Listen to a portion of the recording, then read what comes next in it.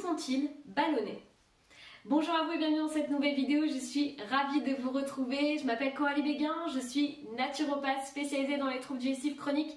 J'accompagne toutes les personnes qui ont des problématiques de digestion à travers des programmes en ligne dédiés, mais également des consultations avec moi-même ou encore avec mon équipe de naturopathes qui est formée à ma méthode. Donc si ça vous intéresse de prendre une consultation, de prendre un programme, eh bien il faut juste dérouler la barre d'informations, vous allez retrouver toutes les informations en dessous ou directement sur mon site internet coraliebeguin.com. Les présentations sont maintenant faites. N'hésitez pas à me mettre un petit like et de vous abonner à ma chaîne YouTube et d'activer la petite cloche pour recevoir les dernières vidéos et dernières notifications, également quand je suis en live pour répondre à toutes vos questions. Alors aujourd'hui on va parler d'un sujet qui est beaucoup demandé, on me questionne beaucoup sur ça. Est-ce que les fruits font-ils ballonner? Est-ce qu'ils créent des problématiques de digestion? Est-ce qu'ils font partie des aliments qu'il vaut mieux éviter quand on est atteint de troubles de la digestion? Alors encore une fois, dans toutes les vidéos, et j'attache un point qui est très important sur ça, c'est sur l'observation. Donc, la majorité des gens vont vous dire que non, les fruits ne créent pas de problématiques de digestion et qu'il n'y a pas de souci, vous pouvez en consommer à outrance puisque ce sont des aliments vivants et qu'en plus ils nous donnent plein de minéraux, plein de vitamines et donc il n'y a aucun problème. Eh bien moi je peux vous assurer que je ne vais pas vous dire ça dans cette vidéo puisque encore une fois j'ai reçu plus de 3500 personnes en consultation, donc j'ai passé mon temps à observer et ce que je vais vous dire dans cette vidéo, eh bien c'est le résultat de mes consultations et aussi de l'accompagnement en ligne des personnes que j'ai pu voir. Première chose, donc les fruits encore une fois font partie des aliments qui viennent déminéraliser le corps. Pourquoi? Eh bien parce que dans les fruits nous avons des acides tartriques, maliques, qui doivent être contrés par le corps et notamment par les mécanismes autoprotecteurs, ce qu'on appelle les soupapes, pour contrer ces acides. Et donc pour contrer ces acides, on a deux voies, par les voies pulmonaires, et donc le corps, par le biais des émonctoires, va donc détruire une partie de ces acides. Mais si ça ne suffit pas, et si par exemple on a pris trop de fruits, eh bien on a un deuxième mécanisme qui est donc le fait que le corps prenne dans ses propres bases minérales pour contrer ces acides, les acides tartriques maliques qu'on a vus. En fait, dans le corps, quand c'est digéré et qu'il y a des choses qui soient acides, ça ne peut pas être acide puisque vous avez ce qu'on appelle le pH du sang qui est invariable et le corps passe son temps à réguler avec des mécanismes, comme je vous ai dit, soupapes protecteurs pour réguler ce pH parce que s'il bouge, en fait c'est le coma. Donc le corps, par le biais de l'homéostasie, passe son temps à réguler ce pH, à le maintenir au même pH.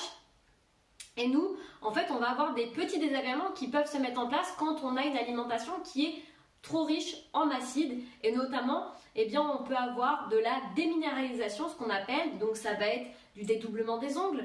On va avoir une perte de cheveux qui va être beaucoup plus importante que d'habitude. On va avoir également, par exemple, la peau qui devient crocodile, qui s'effrite. On sent que la peau a du mal à se réhydrater, à se régénérer. On peut aussi avoir la sensation que la cicatrisation est moins bonne que d'habitude. On va avoir aussi des problématiques de gencives, de gingivite, de déchaussement des dents, puisque la gencive est un tissu conjonctif avec des bases minérales. On va avoir aussi des fractures à répétition, des tendinites, des choses comme ça, puisque le tissu osseux étant aussi un tissu minéral, donc ça fait partie des bases. Donc on va apercevoir ce type déjà de choses quand on a une alimentation qui est trop acide et souvent on dit « Ah non mais c'est pas du tout les fruits qui me créent de l'acidité ». Bah malheureusement j'ai envie de vous dire que si.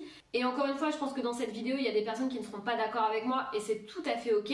Moi encore une fois je suis là juste pour vous dire ce que je vois, ce que j'observe dans les faits et non pas de la théorie où j'ai pas passé mon temps à observer. Donc première chose, on va observer ça. Deuxième chose, dans les fruits, le gros problème, effectivement, c'est ça si on en prend en excès, encore une fois, et je dis pas que les fruits sont nocifs, je dis juste que comme chaque aliment qui est pris en excès, il peut entraîner des problématiques, et notamment aussi chez les enfants et chez les adultes, on peut assister à des personnes qui font des troubles ORL à répétition, donc sinusite, bronchite, rhinopharyngite, des choses comme ça, à cause d'un excès de fruits, et bien sûr de la frilosité, un manque de libido, etc. Mais ça, voilà, c'est pas trop le thème encore de la vidéo.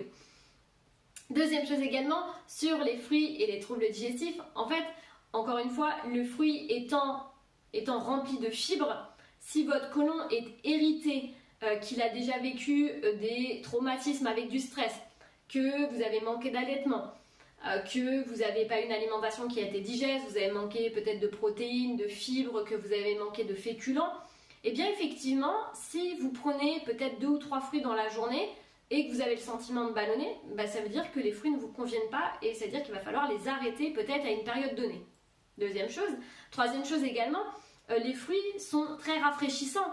Et si vous êtes dans le nord comme moi à Lille et qu'il fait 0 degré, je peux vous dire qu'en général, juste vous écoutez votre corps, vous n'avez pas envie de manger des fruits. Par contre, vous êtes dans les Antilles, il fait beau, vous êtes à Nice, vous êtes à Cannes, il fait souvent chaud. On est d'un point de vue homéostasique beaucoup plus attiré par des fruits parce qu'on a besoin de rafraîchir le corps. Et d'ailleurs, c'est pour ça que l'été, la nature est beaucoup plus offrande et qu'on a énormément de fruits. En hiver, à Lille, il n'y a pas de fruits, pour la simple et bonne raison que notre corps n'est pas censé manger beaucoup de fruits. On peut en manger effectivement un petit peu, mais on ne va pas en manger énormément. Et donc, c'est là où souvent on me dit « Ah ouais, mais Coralie, si je ne mange pas de fruits, je ne vais pas avoir de vitamines, donc c'est pas possible. » Et c'est vrai que souvent on a cette fausse croyance, je vais dire, parce qu'on nous a toujours dit de boire un verre de jus d'orange l'hiver pour avoir des vitamines, de bien manger des fruits l'hiver aussi pour vraiment booster notre système immunitaire. Et moi, ce que j'aime aussi, c'est observer l'environnement où on est. Comme je vous ai dit, si on est dans le sud de la France, on va avoir plus des clémentines l'hiver. Si on est dans le nord, à contrario, on n'aura pas grand-chose.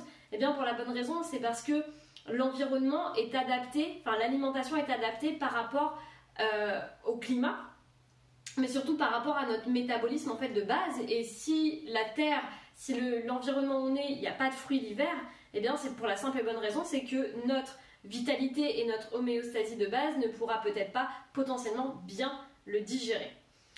Donc au niveau des fruits, c'est surtout l'excès qui va favoriser les problématiques de digestion.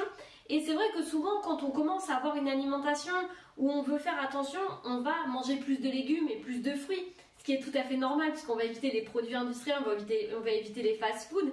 Mais là, je parle vraiment d'un point de vue dans les troubles digestifs. L'excès, encore une fois, l'excès de fruits peut occasionner, en fonction de votre vitalité de base, de votre immunité et de votre énergie, mais aussi de votre sensibilité au stress, ou encore de la façon dont vous vivez votre vie, vous allez avoir des paliers. Et il y a des personnes qui vont très bien tolérer 5-6 fruits par jour, d'autres beaucoup moins, voire d'autres pas du tout.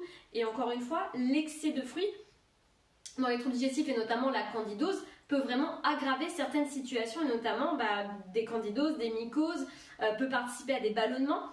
Comme c'est le but de cette vidéo, et bien effectivement, moi je l'ai constaté à plusieurs reprises dans les consultations, des personnes qui ne tolèrent pas les fruits parce que ça leur crée des désagréments.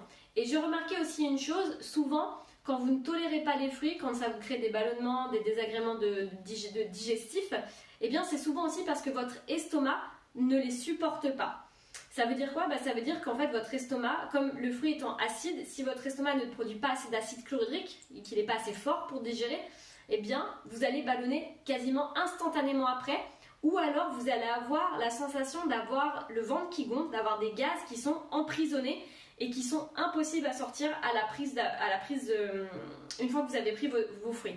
Donc encore une fois, on s'observe, on regarde si ça passe ou si ça passe pas, et pour moi, il n'y a pas une seule et bonne méthode pour tout le monde. Encore une fois, il faut vraiment individualiser, et c'est ce que j'apprends aussi à travers les programmes en ligne, et c'est ce que j'apprends à travers les consultations, puisque l'alimentation que vous allez pouvoir lire dans un livre ne va peut-être pas vous correspondre.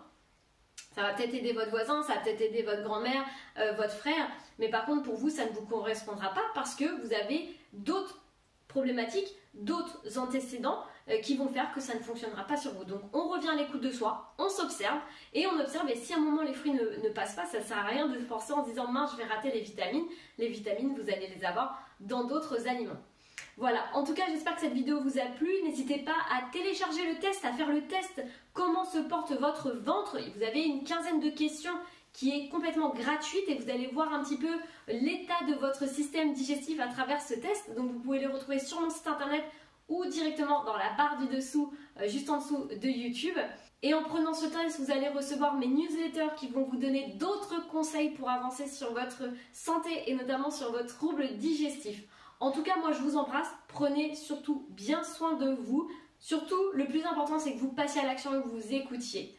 En tout cas, on se retrouve dans une prochaine vidéo. N'hésitez pas à mettre un petit commentaire, un petit pouce bleu, un petit like pour me dire que vous avez bien aimé cette vidéo. Et surtout, n'oubliez pas de vous abonner à ma chaîne YouTube et de retrouver toutes les informations.